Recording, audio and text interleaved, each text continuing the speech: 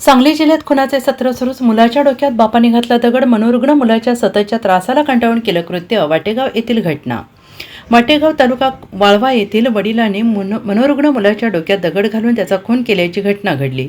मनोरुग्ण मुलाच्या सततच्या होणाऱ्या त्रासाला कंटाळून मुलाच्या डोक्यात पहाटे दगड घालून वडिलांनी खून केला आणि घटनेची माहिती कळताच घटनास्थळी लोकांनी गर्दी केली.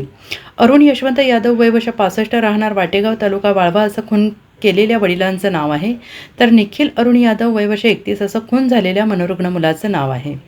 रविवारी पहाटे 4 ते 5 या सुमारास मनोरुग्ण मुलाच्या त्रासाला कंटाळून मुलाच्या डोक्यात दगड घालून यादव यांनी खून केल्याची माहिती पोलिसांनी दिली आहे.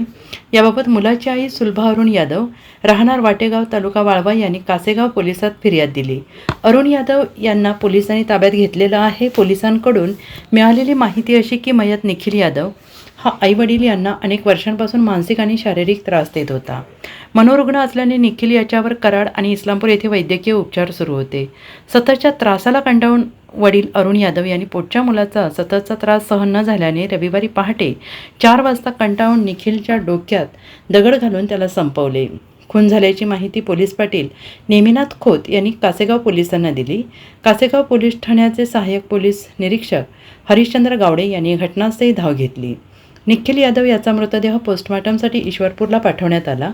घटनास्थळी उपविभागीय अधिकारी अरुण पाटील यांनी भेट देऊन तपासाच्या सूचना दिल्या.